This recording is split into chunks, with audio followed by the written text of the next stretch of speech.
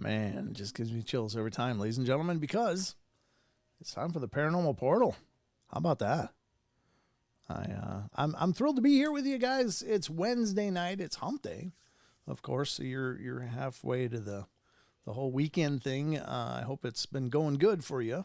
The weather's been lovely and warm, just melting. I mean, it's not been lovely. It's been very gray and foggy, but it's kind of pretty, and it's not snowing, and it's melting the snow that's here. So I'm incrementally getting happier with every degree that comes up, so I can get, back to my happy place, which is the warm weather. But, God, we got a lot going on. First of all, just to let you guys know, Don wasn't able to make it tonight. He's not feeling well tonight. So send him your healing vibes to get well and get better. And we'll certainly miss him tonight. But yeah, I mean, if you're not feeling well, stay home.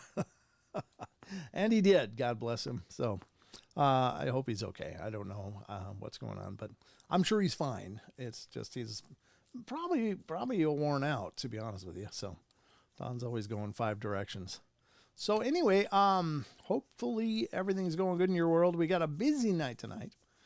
Busy in that there's a lot of things to talk about, a lot of stories to cover, a lot of topics to just dive into, because that's what we do here on the portal. And I'm excited to get on with it better. It's just that was me reading and talking at the same time. So I got to tell you, whenever I can, I check out other shows. Because I find them interesting, and I love seeing what people are doing, and it's a lot of fun to just see what people are up to and what goes on other shows. Not that I'm there to rip them off or anything. I think everybody's doing their own thing, and they're doing it wonderful. But there was a while back I checked out Spaced Out Radio, and I like Dave. He does a good job. He does a fantastic job, actually.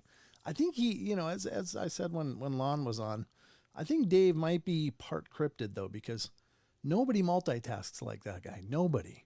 He was reading chat and talking and stuff. Me, I read chat and said some part of Rachel's sentence with my sentence. It's like, I am definitely not Dave Scott. So, but there can be only one. I am, however, Brent Thomas, and this is the Paranormal Portal. So you get what you get. This is absolutely unrehearsed and unscripted. So it all comes just right out of my noise hole. So you got to deal with that sometimes. No, phone lines are not up yet. Sorry. Sorry about that. So if you see that thing down below here, call in. Don't. Don't call in because the phone lines are not functioning still. I'm still trying to get the codes. Ever since my browser decided to forget them, I don't have them. I must have them written down somewhere, or some chat somewhere, and I can't find them. I've looked and looked, but they're not up. I don't know what's going on. Perhaps they changed. So I was doing my phone line through the same company along with TFR and their phone lines. So that was a great arrangement, and it was working out fantastically. But I'm not sure if TFR's decided to use a different one or not. I've got to get a hold of Chris and find out what the deal is there. But hi, Lucky. Good to see you. Lucky Gypsy over in Twitch, keeping an eye on things. Thank you so much. I appreciate that a bunch. Hello, Barbara. Hello, Rachel. Hello, Wizard Moon. Who else is in here? I got to look through the list. Rachel, Barbara, Rachel, Wizard. You guys are chatting a bunch. Hardwick's in here. I said Hardwick, Rachel, Barbara, Wizard. There's more people here, but those are the ones talking the most right now. I'm just looking through the chat. There's a lot of Rachels, lots of Wizards. And there's Lucky Gypsy on YouTube and Twitch, just tearing it up. Thank you, Lucky Gypsy. You are taking care of things. So Wildman's mom. What the hell is that noise? Mrs. Portal or something? Yeah, probably. Oh, she's probably calling the cat. Hey, all from Dr. Carroll. He was fun. Hear from Dr. Carroll. He was fun. Okay. What gives Brent? Did you pee off the internet? God, so the stuff doesn't work. No, not with the phones. That's, I don't know. I'm sure I piss off somebody every show, but it's never intentional. I don't intentionally try to ruffle people's feathers or get people uptight with me, but I mean, I'm only human. I have opinions, and sometimes I say them, and that might piss people off. But no, the phones are out of my control. I mean, other than forgetting the codes, or not really forgetting them, but just losing them. I didn't do anything. So everything else seems to be working good though tonight. So I guess we got that going for us. And we got a dose of the news coming up here in just moments. So we'll dive into it and we'll start there and see where we end up. There's a full journey ahead of us here for 2 hours, commercial free, of course. So what's not to love? All right. I guess, Karen Elberding's here. Good to see you. Hi, Elaine. I'm just looking at who's coming in. Great to see you. I lost mine too. At least it's spreading. It's like maybe it's a mind virus. You never know. God only knows. You hear all this talk of different viruses and Joe Biden talking about there's going to be another pandemic. Like, how can you be so sure? I don't know. Ah, God. All right. It was a crazy wolf moon. Crime went up 50% here. Wow. Oh, my wolf moon when was the wolf moon? Whenever it was really peaceful because nothing's been happening around here. Well, hi, Farm. Good to see you, brother. Pharmacy Seeds Network just popped in. Good to see him. It's a YouTube channel. And wonderful guy. Anything else going on in the chat? Looks like always good evening, Brent Thomas. I'm really excited for tonight's show. Thank you, Jason. I appreciate you being here, man. That makes it all the better. The more, the merrier. So that's why I encourage everybody to spread the word about the portal, because by God, my network of spreading word is very limited, and not for lack of trying, but just for lack of success. So anything you guys can do and have done, you guys have done amazingly. Don't get me wrong. You guys have really done incredibly.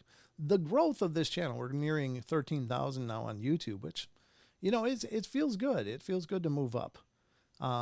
It's a small channel on YouTube standards, of course, but it's still a success. The fact that it's never really gone backwards. It's always gone forward. It's just never really doing a marathon. It's not doing a sprint. It's doing a marathon forward. We got this, slow crawl uphill, and we're doing it. So you guys are all helping with that. So thank you so much. Now, I do like to point out for those of you that are new to the show or maybe new to the Paranormal Portal, that the Paranormal Portal is actually 2 shows. There's this, which is our live streams. These are our live streams. This is kind of our paranormal variety show, or supernatural, paranormal, Fortean, cryptozoological variety show. We cover all the different topics, or many different topics per show, in segments, and just have a good time with it. We just like to chill, relax, and have a good time. So, but the podcast is a separate show, and that's an audio only show. And you'll see the podcast episodes on our YouTube. There's a playlist, this podcast or whatever, the podcast, or I forgot what I titled it, but it's there. And it showcases our podcast episodes, which can also be found on Spotify, iHeart, iTunes, just CastBox, Stitcher, Google Play, Pandora. Every platform out there has the Paranormal Portal on it that I know of. If you ever find one that doesn't, let me know so I can petition my company, the company that I'm signed with, to get us on there too. But we're all over the place, and it's just been really cool. So they are two very different shows, just so you know. So if you've seen this show, you've seen the streams, you've seen the live streams, but if you haven't heard the podcast, check it out, because that's a lot of interviews with experiencers and people in the fields doing research and looking into the phenomena, authors, some celebrities. We've just had a great deal of success with the podcast. It's really grown incredibly, and love your support there as well if you're not already. So, hi, Deb. Good to see you. Thanks for coming in. You are absolutely awesome. You have been since the day I started. Something came in. It's the day I started listening to your podcast. Oh, thank you, Jason.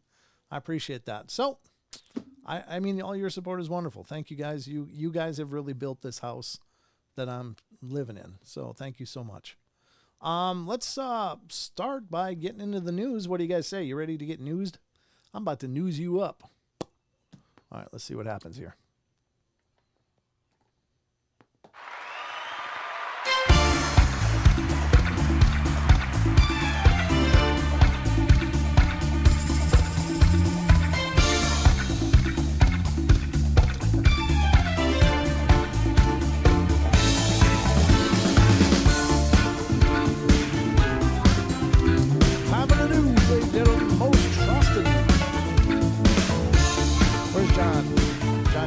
The only news you trust now.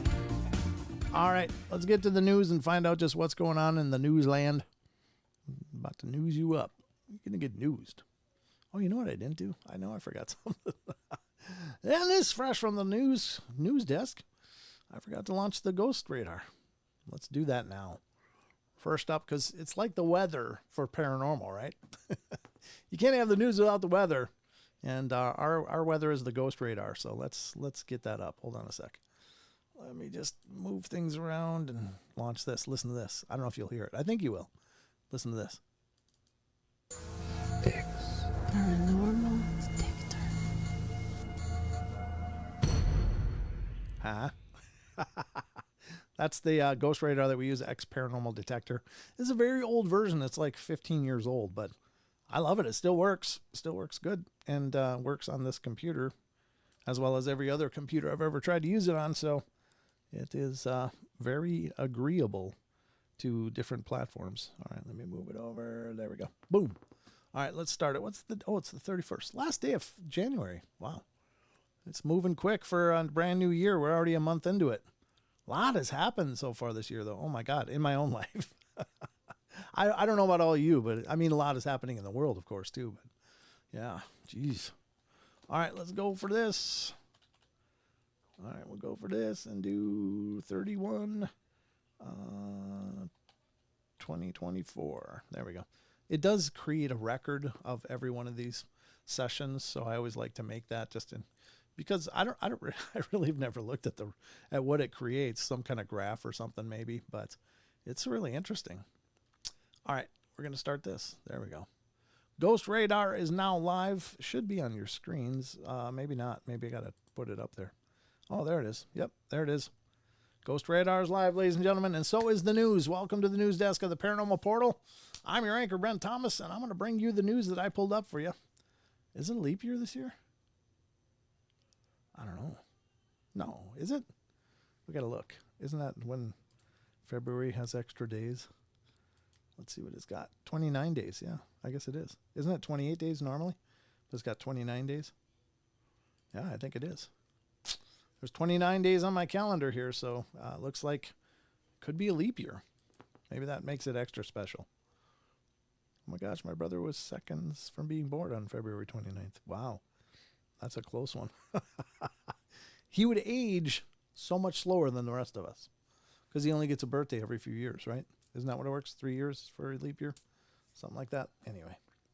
All right, let's get to it. The news. I've got some new news articles pulled up, ladies and gentlemen, and hopefully you'll find them informative and in some other in word that I can't think of right now. Hopefully you find them good.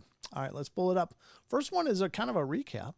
It's sometimes Unexplained-Mysteries does these recap stories of different UFO events. And this one, of course, is one that I think all of you are going to be familiar with. If not, you might have lived under a rock. But here it is from unexplained-mysteries.com. Again, please support this site. Please support all the sites that we visit during the course of the show. They are incredible. They're working hard, and they need your support to continue to do what they do, because your support means visiting their site. And when you do, of course, there's ads on sites, and you're going to help gain revenue for them. So I can't encourage you enough to please support these sites. All right, so first up, this one's from unexplained-mysteries.com. And this is, let's see what this looks like. I got to make sure everything's framed up right. Looks good. Okay. This is 50 years on, 50 years on, incident dubbed Welsh Roswell still intrigues. Oh, yeah, this is Welsh Roswell. Sorry. I just looked at the headline quick. So this is in the Roswell in the Americas here. This is over in the UK. says back in 1974, a small town in Bela in Wales became the center of an intriguing series of events.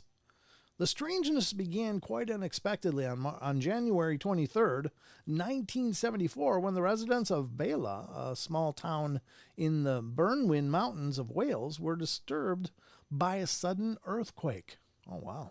This wouldn't have been particularly notable on its own, but what made it stand out were the accompanying reports of strange lights in the sky of an alleged military cover-up. Okay, according to witnesses, something came down over the area, and this seemed to coincide with both the earthquake and a loud bang that was also heard at around the same time. Local police received multiple calls from residents about the sound of an explosion and sightings of mysterious lights in the sky, which prompted a search and rescue operation. The mystery seemed to deepen further still when witnesses observed an unexplained military presence and the sight of something large being loaded into the back of a vehicle. This ultimately led to the speculation that a UFO had crashed in the area and had been subsequently retrieved and covered up by the military. Officially, the event was explained away as little more than a chance occurrence at both an earthquake and a meteor shower that happened to have taken place at around the same time. Sure, it happens. Okay. This explanation was later echoed in declassified Ministry of Defense documents concerning the incident. Whether that is really what happened that night, however, remains a matter of debate. I don't know if you get earthquakes and meteors at the same time. I'm sure, it must have happened at some point, of course, but God, what are the odds? I don't know how often meteors like of that size and scale come into our atmosphere, but I don't think it's that often, is it? That you get huge explosions and then how a magical earthquake just happens at the same time. And what about the military? I don't know. Inquiring minds want to know. I have no answers, so we'll just have to wait and wonder if we'll ever know the truth. Probably not, but, it's out there. So, all right, that's the first one up tonight on the news. Interesting. I didn't know of that event at all. I do wonder, though. Here's one thing I do wonder. So, in the case of earthquakes, there's a phenomena that is recorded and observed, and it is the fact that allegedly plasma balls are released from the earth after an earthquake or during an earthquake or whatever, and can be seen floating around in the sky. I don't know how to explain that. I'm certainly not a scientist, but I will say that I've certainly heard of that. And could that be some of the lights, artifacts that people were witnessing? And it may be. I don't know what size the earthquake was. It doesn't really say. It just says an earthquake. So if anyone is able to Google that or something and find out what size this earthquake was. And I don't know what size you need to make the plasma balls, but I would assume it's got to be at least creating openings in the earth. I don't know. But anyway, there you have it. That's the first article. A little UFO stuff. Hi, Mary. I'm Brent, Brent. But either way, hi. Good to see you. It's kind of funny. All my life, I don't know how many times I've been called Brett. Now, interestingly enough, I just met a person who was called Brett, and he told me all his life he's been called Brent. So it's a weird anomaly that people misappropriate our names. Yeah, it's not fair. I'm Brent. There's an N in my name. No, I don't. I'm not offended by it, Meredith. I'm just teasing. But it is a true story. All right, let's get to the next one. This is the next article up on the news. And this one is having to do with the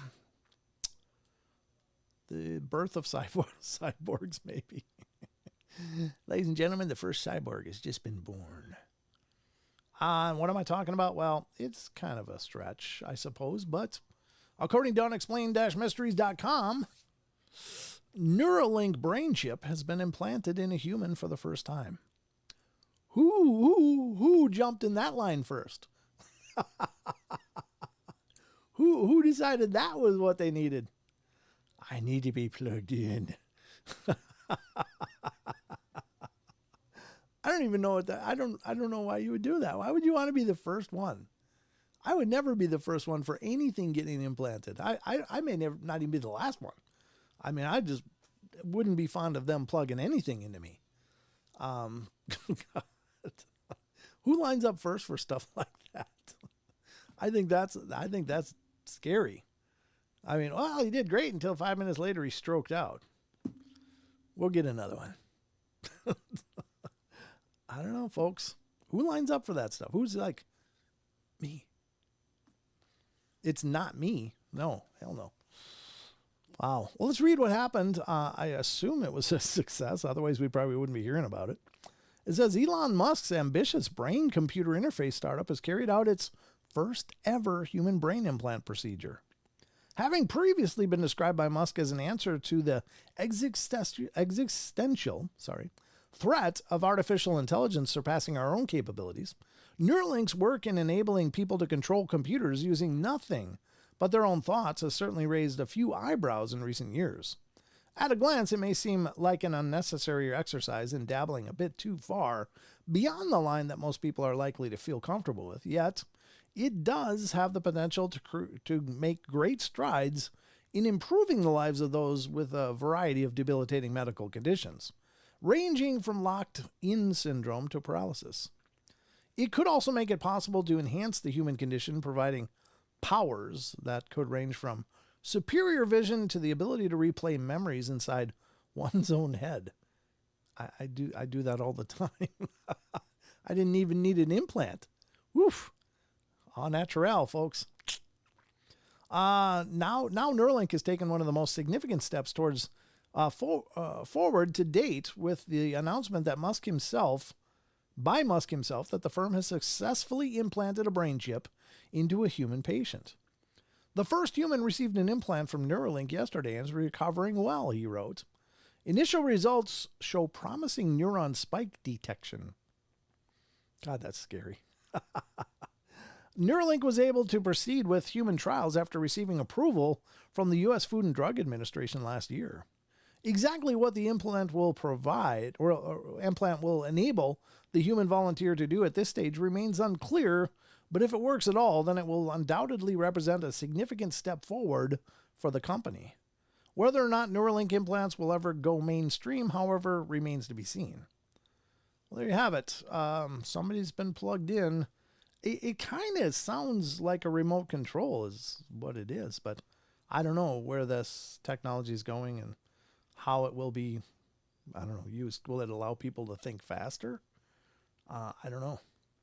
And that's kind of scary all by itself. I mean, here's the thing. The brain is capable of incredible feats.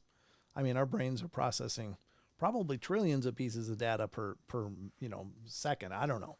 I don't know the numbers, but I know that our brains are, incredibly untapped by our conscious mind. But isn't the human experience kind of important? I mean, aren't we here for some purpose, other than to plug in and get in the matrix? I don't know.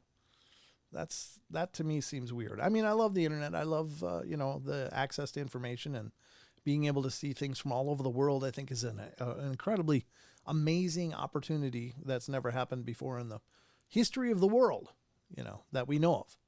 And, to be able to do that at will in your own home is incredible. But I still wouldn't want to be wired to anything completely, or even, I don't want something put into my body.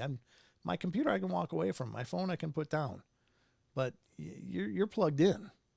What if, I mean, God only knows what the technology could be capable of doing to the human mind.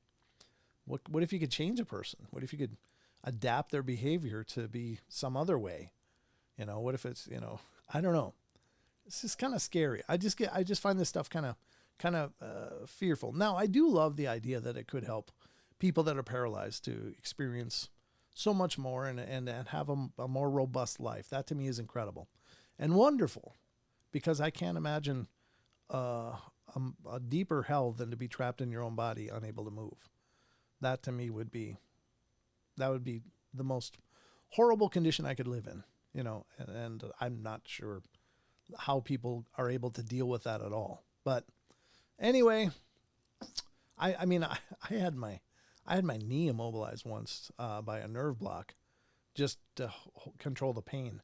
And it lasted for like 4 days and it drove me nuts, absolutely nuts. I would much rather have felt the pain than that deadness and that missing limb. That was a nightmare for me. Truly almost drove me bonkers. So I couldn't imagine, how people deal with that whole body syndrome like that. That would be incredible. And if this helps them, then great, wonderful. But still, this is almost science fiction, folks. This is, it's funny because yesterday's science fiction is today's science fact. In fact, it almost seems like science aims its advances at the science fiction, crazy. So at any rate, that's in the news. It's happened. I don't know. We'll see where this goes. And I'll be talking about it here on the Portal News. All right. So that's the next one. You be the judge. Good or bad or otherwise, how do you feel about it? Let me know in the comments. Or in the chat if you're in the live chat. All right. Next article and last article tonight on the news.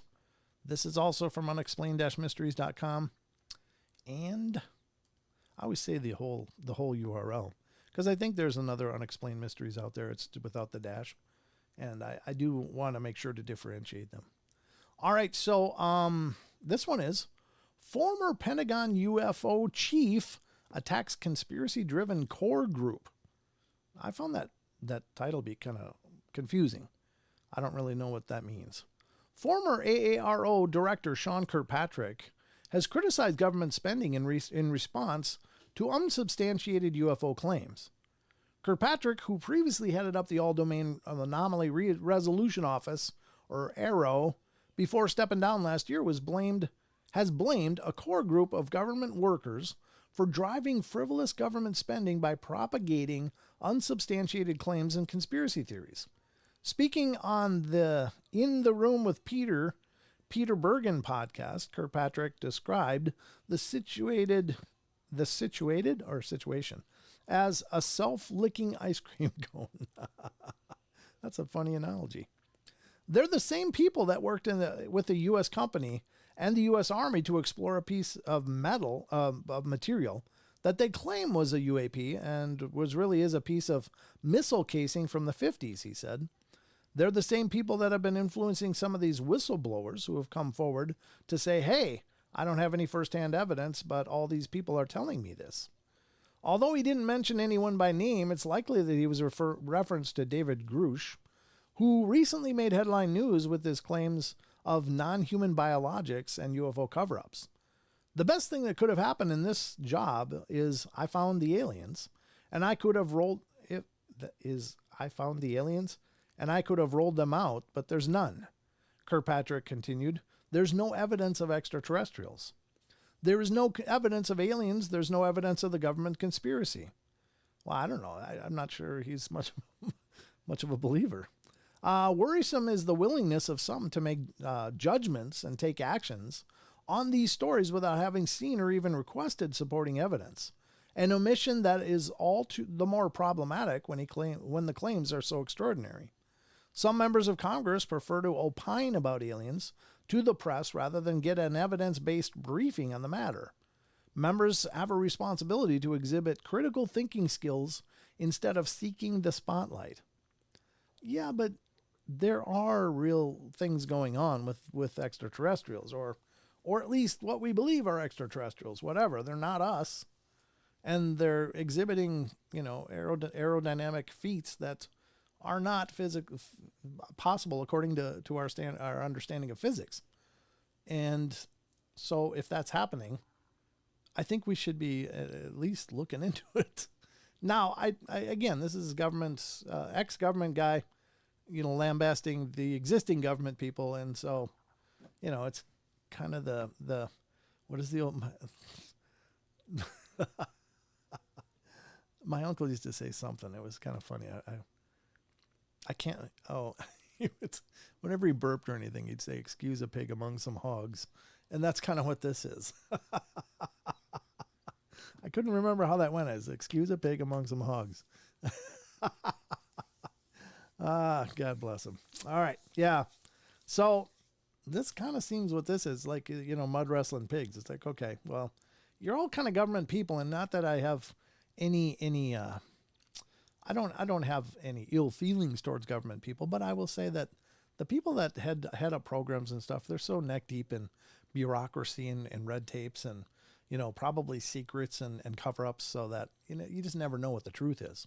Now the rank and file people, I think, are doing amazing. They're incredible people, but some of these people on the top end, they're just pork chops, all of them. So, and not that I know any of them, but I do keep an eye on the news and stuff, and I'm generally not impressed with our representation in government.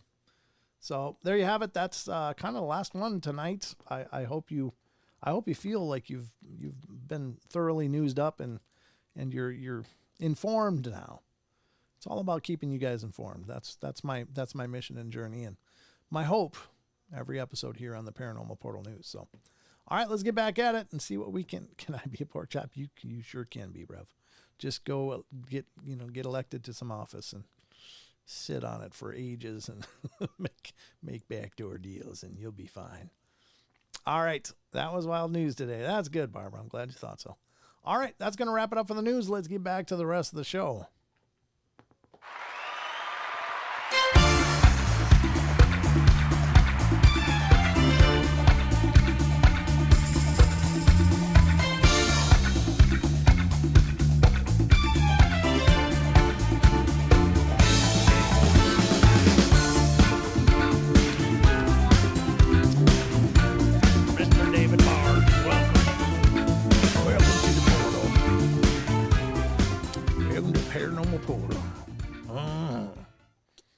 Ladies and gentlemen, we're back, and hope you enjoyed that. Good to see you, David.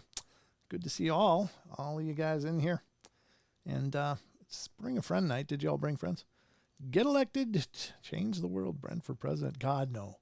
Oh my God, that's a job I would never ever want. I can hardly run my own life, much less the country. Jeez. You don't want me being president of anything. I wouldn't put me in charge of a bake sale either. I'm always critical of politicians, but I know my limits and I know my interests, and I'm certainly not interested in any of that. I'm just interested in being happy. Paranormal Portal, if I find anything interesting on earthquake, lightning, plasma, I'll link it in Discord to the episode section. Very good. And that brings up a great point. If you're not already a member of our Discord, please get to be a member of our Discord, because there's lots of great discussions going on over there all the time, ladies and gentlemen. You're missing out. If you love our chat, and most everybody, that's the biggest compliment. One of the biggest compliments I hear about this show is that people love the chat. They love the community that you guys have created. And it's not me. It's all you guys. You guys made this. So, but that's a large part of that community is continuing over on Discord all the time. So if you want to plug in there, then go to https://discord.gg/paranormal portal. And I'll put it in the chat. https://discord.gg/paranormal portal. And special thanks to K-Love for making that so amazing. And of course, all our mods over there. There's mods over there. There's mods here. There's a mod on Twitch. By God, we're modded the hell up. All right, so that's the Discord link. If you want to get involved, we'd love to have you over there. It's just a lot of fun. I don't get to spend much time in there yet. I'm finally getting my feet under me again, I think, health-wise. It's been a hell of a journey. Jesus, I've just been through so much. But everything's doing wonderful. I'm doing wonderful, and by God, you guys are all wonderful. So I just really haven't been productive this last 2 weeks at all. Other than doing the live shows, that's about all I've accomplished. But I'm still on the mend. Y'all probably don't know what a fantastic musician that Brent is. I'm so damn impressed. Thanks, David. I'm still a hack. I still will always say I'm a hack because I don't think of myself as a musician, but I love music and I love the power of music to convey emotion and feeling and healing and release. And so that's what it's always been for me. You're pretty good darn yourself. Yeah, David's awesome. David's wonderful. Thank you, Maggie. That's very sweet. yeah, if you're interested in my music, I just sent David like most of my recorded catalog of idea songs and stuff, and he listened to a bunch of them. So thank you, David, for checking those out. Yeah, David's a great musician. He's just really, really talented. All right, we're gonna get to something new that we haven't ever done before, but I thought we'd try this out because I thought, God, this is kind of neat. And it's really not paranormal related, but I think it's interesting because, you know, a lot of us are not necessarily me so much, but I did find this interesting. And what it is we're going to take a look at what happened on this day in history. On this day of January 31st in history. And we're going to take a look at it. The site is Britannica, and I assume this is the old Encyclopedia Britannica company. But they've got a page about each, you know, that they post each day dealing with the history. And today is January 31st. The featured events that happened this day in history. I don't know I got to get this up. Hold on. So I can see what I'm bringing up on screen for sure. Okay. That looks good. The Guy Fawkes was executed in London on this day in 1906. Yeah. Or 1606 rather. 1906. Yeah, hello in there. Yeah, so Guy Fawkes on this day in history was executed in London, and more events. The United Kingdom left the EU, which I don't know, good, bad, or otherwise, how you feel about that, but good. I mean, it's a democratic will, so good for them. 2001, the Libyan national, was convicted in the Pan Am 103 bombing, which is horrible. Justin Timberlake was born. The Pompidou Center, French National Cultural Center, named for former presidents Georges Pompidou, opened in Paris. What else? 1966, Soviets launched Luna 9, which is the first spacecraft to make a soft landing on the moon. You can understand why, the Apollo program was in such a rush, because they couldn't let Russia win that, could they? All right, 1961, The Misfits, the film The Misfits came out. 1958, we did our first satellite around the world. And 1956, Johnny Rotten, lead singer of the Sex Pistols, was born. Okay. And there's more. 1943, German Field Marshal Friedrich Paulus surrendered to the Soviet Red Army. And 1797, Austrian composer Franz Schubert was born near Vienna. So there you go. That's this day in history. If you didn't know that, I should probably include that in the news, huh? Makes more sense to put in the news. I'll probably do that in the news from now on. But there you go. That's this day in history, folks. So, did you learn something? I did. Are you interested in that? I don't know. I don't know if you're interested in it, but now you know. You heard it here, folks. Okay, so next up, Brent's music is on Bandcamp. Thank you, Maggie. That's really sweet. I like that name, Luna. Gonna get a girl kitty and name her Luna. Oh, that's sweet. Thanks, Brent. Another mouth to feed. Well, gotta have cats, though. Cats are good. Cats are good. They keep the mice away. I used to have mice in this house, and it was before I had Anubis, and it was crazy because I don't want to trap. I don't like trapping and killing things. I just don't. So I tried to find the holes and plug them and stuff, and sooner or later they'd find a way back in and stuff. It's like, God, this is an old house. This is a pretty old house, so you can't ever fill all the cracks and figure out exactly where they're coming because they're just going to keep doing it. So we got Anubis. One night I was sitting in the living room looking kind of into our towards the kitchen, and there's a pantry underneath the stairs, and it's in line with that somewhat. I was kind of standing there, and suddenly the cat is just zeroed in on something. I'm like, what's he looking at? He was on like a chair in the living room, but looking towards that pantry door.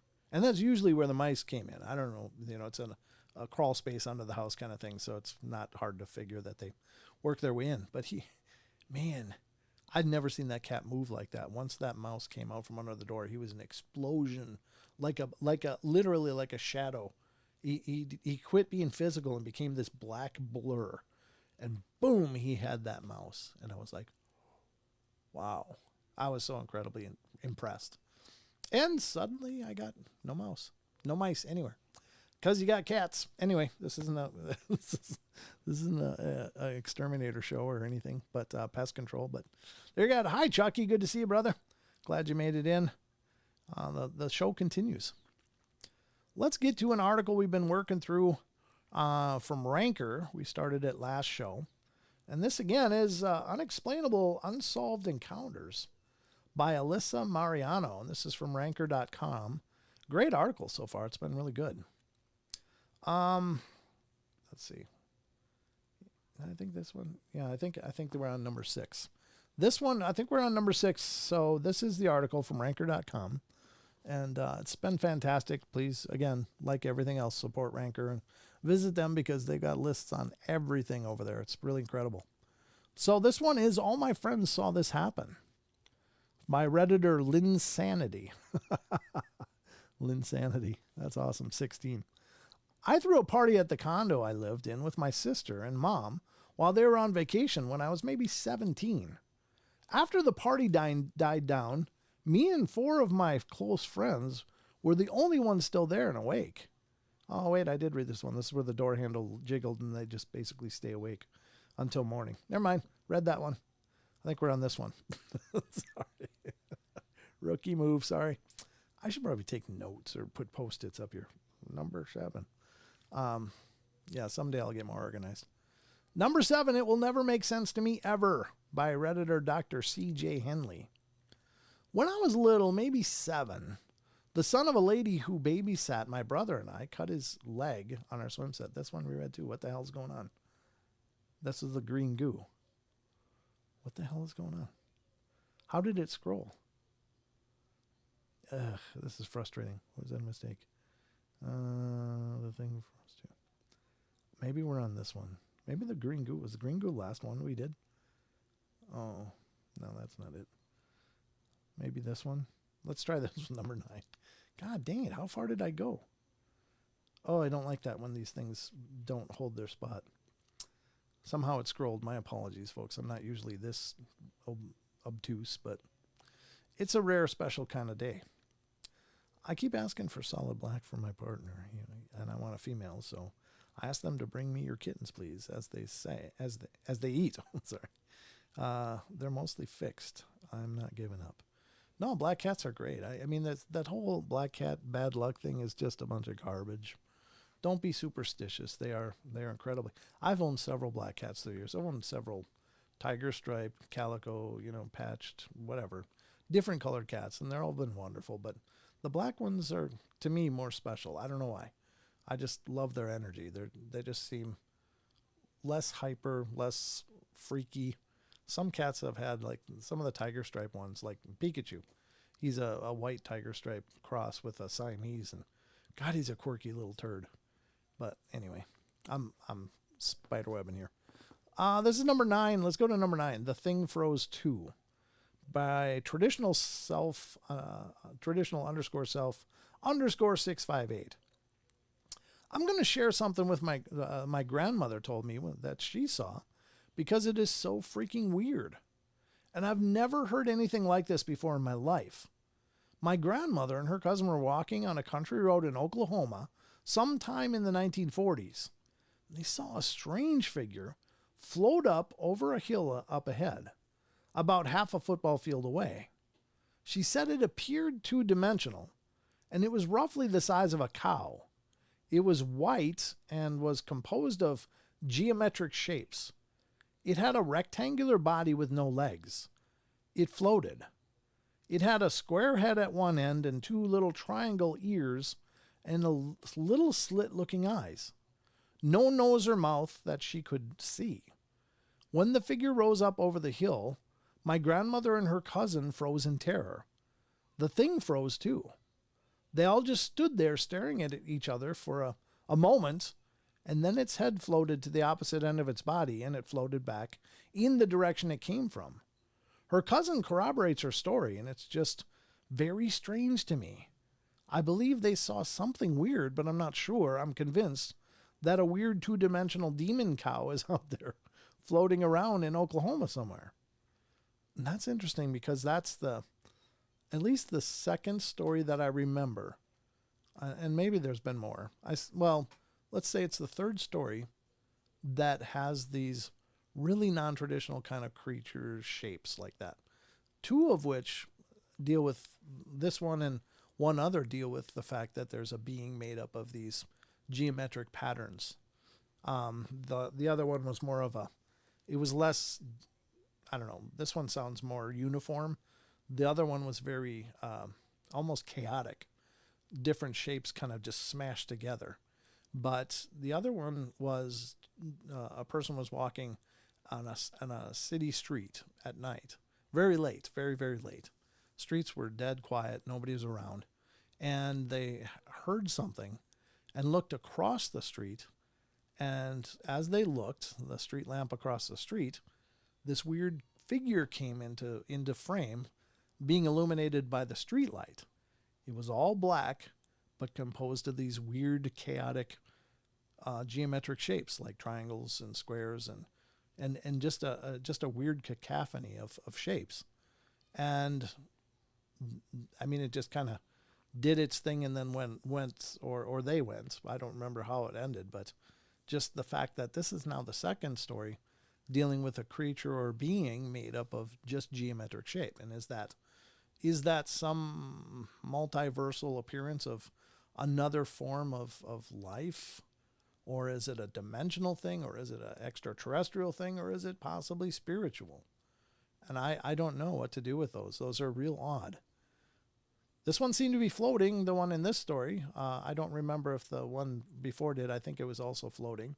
So that's also uniform. But it's very strange. I don't know. These are very weird. Sounds like a glimmer man. Well, glimmer men are basically these transparent, like the predator men. The ones that, you can kind of see there's a figure there, but the light's coming right through them. And they look like the predator in the movies when he was invisible. That's basically what the glimmer man is, by my understanding anyway. But it has shapes like there, and it doesn't. Neither of these shapes was basically a human shape. They were other shapes, just these masses of geometric shapes smashed together.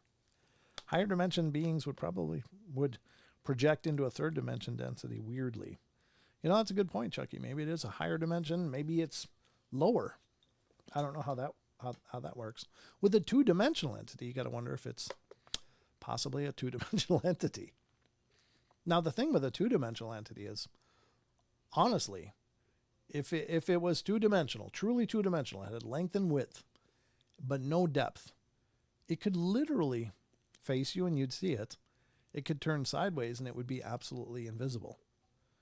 So that's kind of a different take. But anyway, I lost my cap. There you go. I don't know what to make of those, but they come up every once in a while. Once in a great, great, great while. And those are the weird ones for the paranormal for me, but they're also interesting. Now, honestly, you have two options. Either it is a fabrication or it's real. And I don't know. I mean, I couldn't possibly know. But if it's real, it's demonstrating that maybe some of these things that we see are picking a shape to show us. Maybe some of them appear however whatever you're expecting. Like if you're expecting a Bigfoot, it'll appear like a Bigfoot. If you're expecting a dog man, it'll appear like a dog man. If you're expecting a chupacabra, a white crawler, or something like that, it'll appear like any of those. Like they might just be able to appear based on your expectation. But if you have no expectation, maybe it's just geometric shapes. Like it doesn't know what to choose because you didn't choose anything. Like sometimes, is that a Bigfoot? Well, then it is. Maybe it's something like that. I'm not saying there's no Bigfoot and dogmen and of their own accord, but I'm just suggesting that maybe there's things that just appear whatever we're expecting, like the Boggarts on Harry Potter. It's an interesting idea. This one was done with a ball. I think I can find it. Oh, Maggie's talking about something. The Tesseract Cube. Yep. Yeah, exactly. For the 4D. Yeah. All right. Well, that's that one. Number 10, I was walking behind my school at night. From Redditor Eyelets for You 00. Eyelets for You. Okay. I was walking home behind my high school at night. In the teacher's break room, I saw a cleaning lady pushing a cart. She went into the floor like she and the cart got into an escalator and went down. This is in the teacher's break room. There are no escalators or ramps in there. I could understand her slowly descending for some weird reason, but not the cart. Those things are solid. Huh. That was weird. And there's from a Redditor, she's a glitched NPC. It's too expensive to fill the world with unique players. Yeah, the old NPC thing, the whole NPC thing. That's interesting. Number 11, I realize she's not coming out the door. From Redditor, what is that? Buckaroo? I guess it's Buckaroo with R-U-E at the end. When I was in college, I was walking back to my friend's room from the kitchen. It was a dorm. So if you can, imagine a kitchen facing a stairwell to the outside. And to your left and right are doors with windows that lead to the other wings of the building, all of which have dorm rooms lining them. I turn to head back down the hallway and I see my friend walking towards me through the window. I see she doesn't notice me, so I hide by the door so I can spook her. I wait for a few moments before I realize she's not coming out the door. I walk down to the room and ask her why she was in the hallway. There were like 3 people in that room, all looking very confused. She was in here the entire time. So yeah, don't know what's up with that. That's strange. That's strange. Huh. Is it a thought form? Thought form is kind of like a, oh my God. Just a mind projection, maybe. I don't know. Maybe it was the expectation. Who knows? Number 12, I was mortified. This is a short one. And this is by she_RAA_, and then a colon, I guess.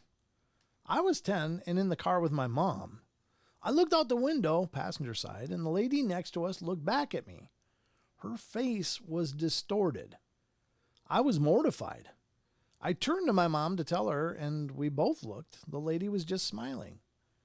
I remember... Skill. Is that a skill? Is that what you're saying? To do that? I don't know that skill. I remember her so clearly in her little blue car. See, no, that's weird. I wonder if that was seeing the state of the soul, or is it a demonic thing? I don't know. I hate to throw around the term demon because in the paranormal, demons are everywhere. Oh my God. There's always demons, but I don't necessarily know that that's the case, but somebody's getting a rise out of her somewhere. Now, I will say, I do know someone that has seen people's faces morph into like these ugly, horrible creatures. And it's, I mean, it's like people that, you know, that I know. And, you know, I know it's not the people, but is she being maybe tormented by something that shows itself, just plasters its visage onto other people? And I don't know if that happens in the mind of the experiencer, if it happens somehow energetically in the space. I don't know. It's very curious, but yeah. On Ghost Adventures, there are. Oh, what's on Ghost Adventures? Karen, you must look up the trees.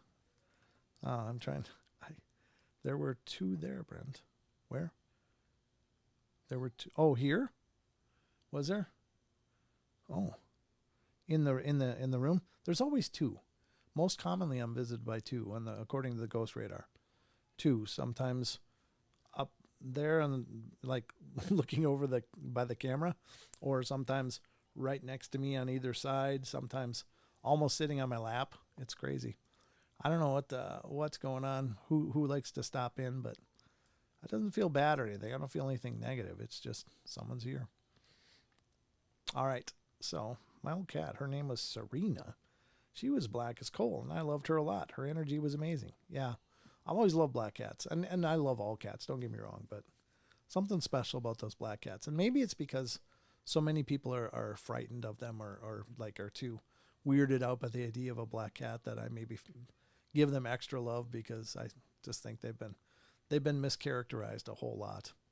I know that Sean, our good friend, um, he's a black cat lover as well, and has a black cat.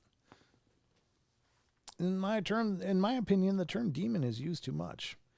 You're absolutely right, David. It's way overused, and I think honestly it's epidemic in the paranormal world, because, well, here's the thing. There are religions, Catholicism and several others, that would state if you're experiencing anything ghostly, it's definitely not a ghost. It's definitely something dark or evil, because, that's just not the way it works according to their faith. And I respect that. I don't know what an agropelter is, RJ. That's a new word to me. But what was I going with this? I respect. Oh yeah, demons. But they I don't know. I mean, I don't doubt that there are demons. I mean, I firmly believe that there are, but I don't doubt that there are human spirits around as well. I don't doubt that there are other things that are neither human nor spirit, but we perceive them as spiritual entities or energetic entities as well. Some of which I think are like, the shadow people. There's different vibrations all around us. In fact, I think if we, and I've said this many times on the show, I don't mean to be redundant, but I think if we could perfectly see the spirit world around us, we would be shocked, because we would find that we're swimming in a world of spirits. We are just one plane of this, multiverse of demons that exist on this plane as well. But they're maybe vibrational, just separated from us, or maybe it's vibration or frequency or whatever the separator is. Yeah. But yeah, RJ, I think that's a neat name. I don't know. An agropelter. Anthrocephalus craniofractans is a mythical fearsome critter said to inhabit hollow trees of the conifer woods from Maine to Oregon. Huh, agropelter. I've never heard of that before. I'm kind of curious. Do they have any idea what they look like? Is there any artist renditions of that? An agropelter. Very cool. Hi, everyone. Wendy Studenhalmer is here. Hi, Wendy. I've been watching you for about 2 months, and I really enjoy your show. Definitely my favorite. Oh, thank you. That's very sweet. Thank you, Wendy. Positive vibes sent from Kentucky. Well, lots of love right back to you. Thank you so much for tuning in and for saying hello. Yep. Most of the trees here are evergreens. Yeah, that's true. Over here too. So that's what's interesting. I don't think. Now, I've been out mushroom hunting several times through the years, in the hills around here in the mountains, but I don't think I've ever seen a hollow conifer tree. I've seen a lot of dead ones, seen a lot of fallen ones, but not a hollow one. But I'm kind of curious, what does an agropelter look like? That's okay. Barbara's going to put it in Discord. Let me know when you post it, Barbara, because I'm going to show everybody. We'll show everybody what an agropelter apparently looks like. Again, it's a brand new word to me. I've not heard that one before. Not everything that is paranormal is a demon. Exactly, David. I agree. But it a lot of people use that term. Now, otherwise, I was still going with the demon idea. While some religions would say if it's ghostly, it's demonic.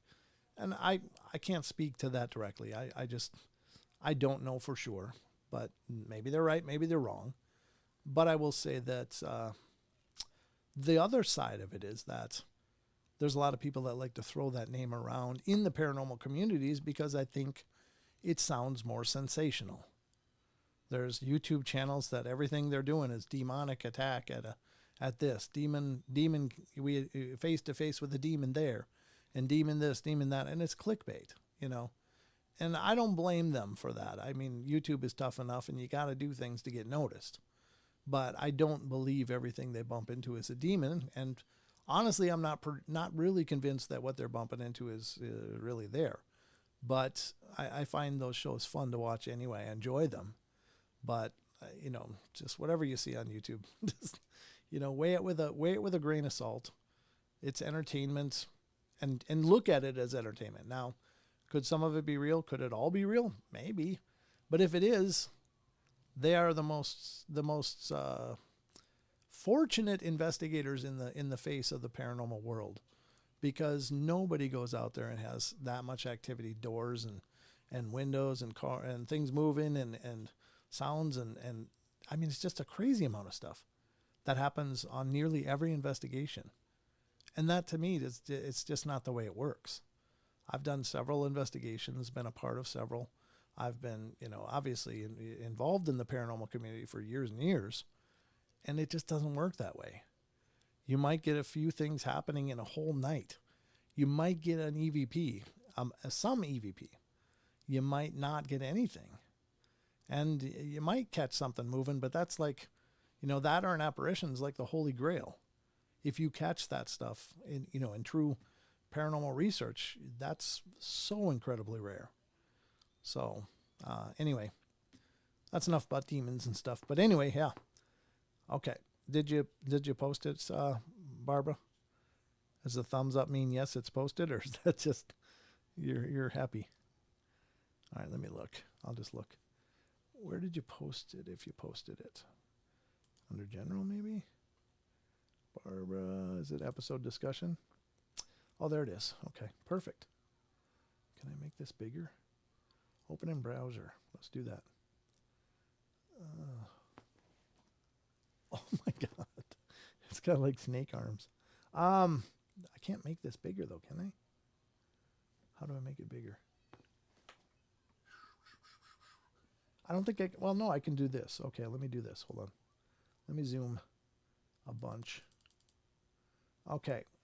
All right, ladies and gentlemen, here is what they claim could be an aggro pelter. Let's get over to this screen here. There it is. Good Lord. It's kind of homely. Look at that. It's like a reptile and a Sasquatch mixed. Ugh. This one is just hanging from a tree. Again with the snaky arms. Snaky arms. Yeah, the arms seem to be a big part of this, don't they? Is there a screenshot of the portal on your capture? Okay, that's really interesting. I would be very surprised if this was legitimately a thing. I think it probably is more likely a Sasquatch or some version like that, or maybe even little people, but that's crazy. Oh, these snaky arms like that. That's an aggro pelter, huh? Wow. Well, I mean, God only knows what's out there. I'll just say that, but I suspect it's probably something else, but, I mean, with Sasquatch, they have long arms, so maybe the arms in the Flight of Terror looked like they were snaky or, more reptilian-like in their morphology. I don't know. That is crazy. Whoops. I mean, look at that. But it's got like a snake arms and legs and stuff. Huh. Well, let's hope they're not real. That's creepy, creepy deepy. Let's go here for a sec while I get everything back in order here. Thank you, Barbara, for posting that. That's very, very interesting. I don't know what to make of it, but it's creepy. It's creepy, but I think that's more of a legendary take on something, but how the yarns get lengthened through the tellings. Oh, there's another picture. Maybe this one's a little better. I mean, maybe it's like a pukwudgie or something, because it really kind of looks like descriptions of pukwudgies in a lot of ways. So I bet you it's one of the proto-pygmies, or duende or pukwudgie, or maybe even stick Indian. And I don't mean that in a degrading fashion. It's just a name of a small cryptid out there. But I don't know. You be the judge. Could it be out there? Sure. I mean, it's probably that. I would say it's probably that, like a pukwudgie or something like that. I don't know. Let's tulpa this critter. Are you crazy? Just make it really friendly and nice. So glad you're feeling better, Brent. Thank you, Rev. I appreciate that, E-Rev. Always a pleasure. It is always a pleasure. Careful what you wish for. Yeah, you got that right, Chucky. Jeez. So that's a agropelter. Okay. That's absolutely brand new to me, folks. I really had never heard of that before. And I've been at this a long time, but hey, like I'm saying, I learn something every show. There's no doubt. Today was agropelter. All right. I was mortified. There, we saw that. Yeah. All right. Here's number 13. Oh, what's the time? God, it's after 8. Well, one of my dad's friends passed out drunk in a kayak. What the hell? Yeah. All right. That's from Mustang WW2 or I don't know. Not me, but one of my dad's friends passed out drunk in a kayak while fishing in Tennessee. He woke up at some point later, having drifted pretty far down the river. When he woke up, he saw a giraffe eating from a tree above him and was really freaked out, confused, I guess. Of course, everyone thought he must have been on a little more than alcohol when he was telling us what he saw that next day. It turns out there's a wildlife rehabilitation center along the river he was fishing and had apparently taken in some giraffes from a zoo somewhere. God, wouldn't you think, oh my God, I ended up in Africa. What's going on? But there you go. Hearing this giant 60-year-old tell the story with a country accent made it much, much funnier. Yeah, I'd be looking at the bottle going, what the hell was in here? So you fall asleep in a boat, you're drifting downriver for God only knows how long, and you wake up and there's a giraffe eating right above you. I'd be like, oh no, I've actually hit a portal. I'm in Africa. That would suck. But great story. I guess you just never know. Right there in the middle next, one Balsamon? Okay. The one Balsamon is this one. Driving back from work along a little river road, saw a farmer in a boat with a cow in there with him right in the middle of the river. Yeah, that ain't normal. All right, number 15. None of us believed her until a few days later. This is by Redditor The Bissolent. I live in a small town in Ontario, Canada. One day my mom came home and swore she saw a kangaroo cross the road. Well, none of us believed her until a few days later. We saw in the paper that a kangaroo had gotten loose from a small local zoo type place. Pretty sure they found it. Oh, that's good. Yeah, I mean that ain't Roo country up there. Ain't no Joey's gonna do well up there. I don't think they can handle the cold, could they? I don't know. Maybe they could. Maggie, do kangaroos handle the cold okay? I mean, they're furry, so maybe they do. I don't know. Could they handle winters? Could we introduce populations of kangaroo to North America? Rachel, I actually have the D-hole incident painting in my photo gallery. I made a digital sticker of the D-hole, but don't know how to paste it anywhere. Oh, D-hole. Or Doles, I imagine, but I like D-hole. It's Paranormal Portal legend right there. Of me screwing up a word. Better watch your D-hole, that's all I'm saying. All right, let's go to number 16. From Redditor Dad's RGR8.